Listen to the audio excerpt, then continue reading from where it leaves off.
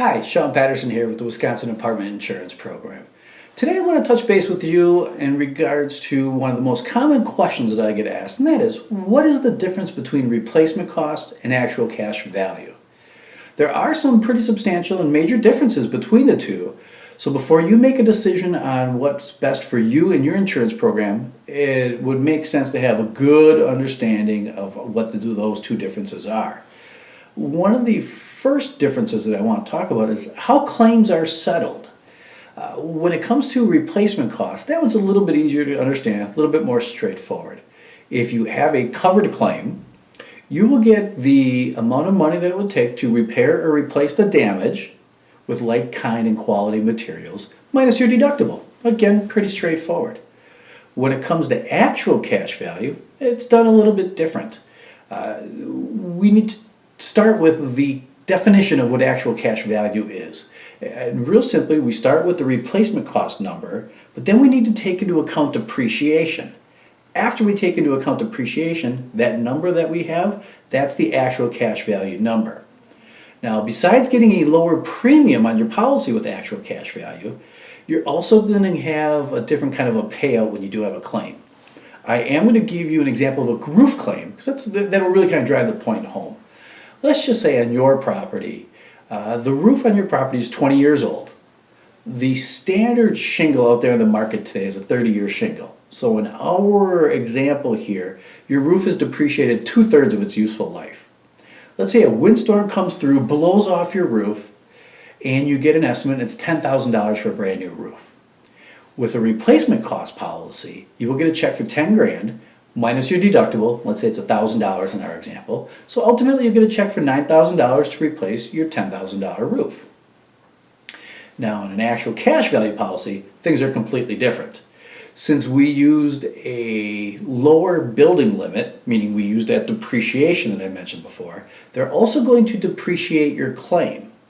So on that $10,000 roof claim, we're going to depreciate your shingles 2/3. The shingles are 20 years old out of a 30-year lifespan, so that's 2/3.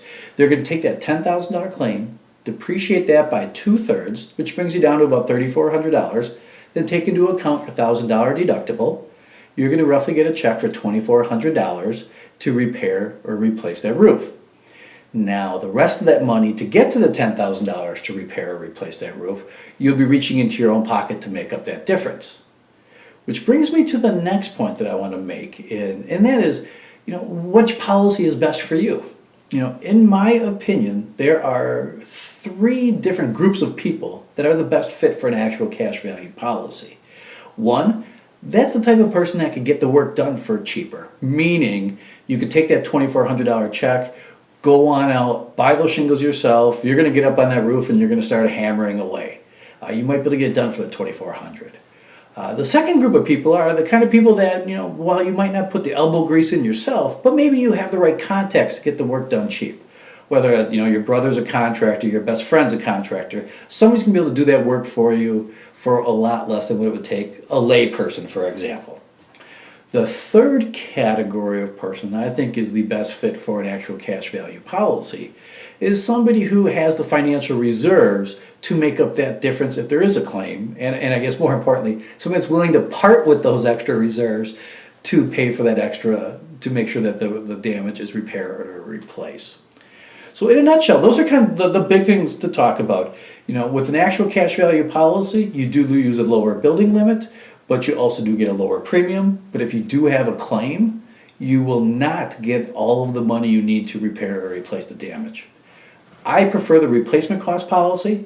That's what I do with my properties personally. If I have a claim, and knock on wood, I haven't had one yet, but if I have a claim, I want to be able to just make sure I can go get an estimate, pay my deductible, and be done with it. So there you have it, in a nutshell, the difference between actual cash value and replacement cost. Which policy is best for you?